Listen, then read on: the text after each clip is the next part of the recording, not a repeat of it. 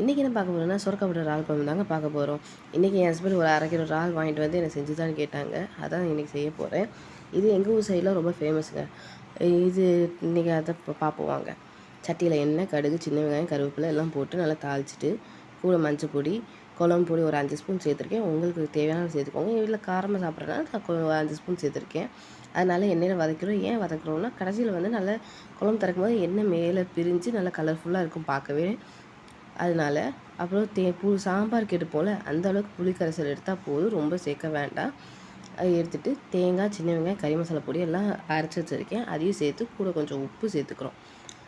இது சேர்த்துட்டு சுரக்காய் வெட்டி வச்சுருக்கேன், ஒரு மீடியம் சைஸ் வெட்டி வச்சுருக்கேன். அதையும் சேர்த்துட்டு ஒரு 7லேருந்து 10 நிமிஷம் மூடி வச்சிரும். மூடி வச்சு நல்ல ஒரு 90% வெந்தால் போதும். ஏன்னா திரும்ப நம்ம இறால் போட்டு வேக வைப்போம். அதுக்கப்புறம் ஒரு 5 நிமிஷம் இது இறால் போட்டு மீடியம் ஃப்ளேமில் வேக வச்சு திறந்து பார்த்து நம்ம இறால் குழம்பு ரெடிங்க. செம்ம டேஸ்ட்டாக சூப்பர் சாஃப்டாக இருக்கும். இது ஒரு தாராளமாக ஒரு 5 பேர்லேருந்து 6 பேர் சாப்பிட்லாங்க.